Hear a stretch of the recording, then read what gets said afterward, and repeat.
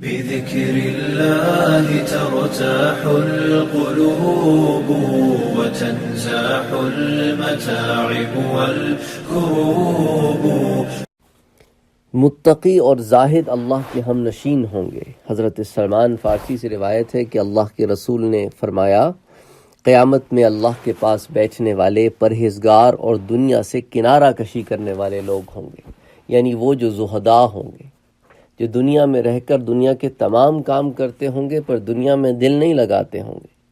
حضرت ابو درداء سے روایت ہے کہ حضرت موسیٰ علیہ السلام نے عرض کیا کیا یا رب آپ کے پاس حضیرۃ القدس میں کون جگہ پائے گا، اور جس دن تیرے سائے کے سوا کوئی سایہ نہ ہوگا تیرے عرش کا سایہ کون پائے گا؟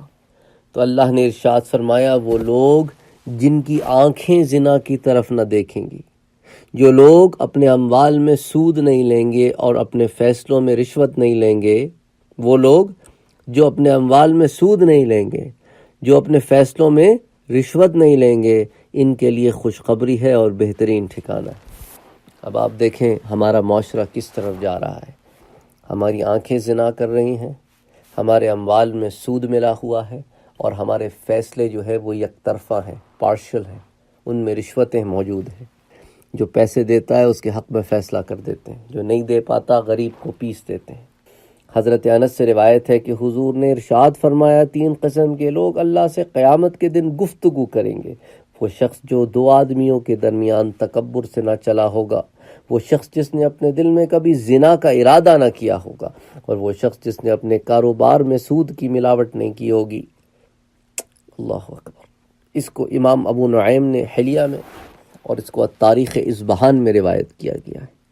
اور اس سے پچھلی روایت وہ تو امام بیہقی اور ابن عساکر نے روایت کی ہے. اسی طرح حضرت انس سے روایت ہے کہ حضور نے ارشاد فرمایا کہ 3 قسم کے لوگ اس دن اللہ کے سائے میں ہوں گے جس دن اس کے سائے کے سوا کوئی سایہ نہ ہوگا.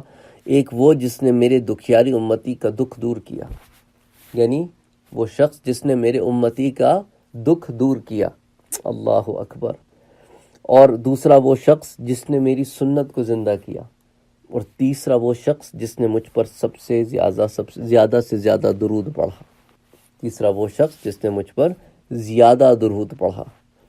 اللہ اکبر. اس کو امام سیوطی نے روایت کیا ہے. اس کو مسند الفردوس میں امام الدیلمی نے بھی روایت کیا ہے. سبحان اللہ. بذكر الله ترتاح القلوب وتنزاح المتاعب والكروب.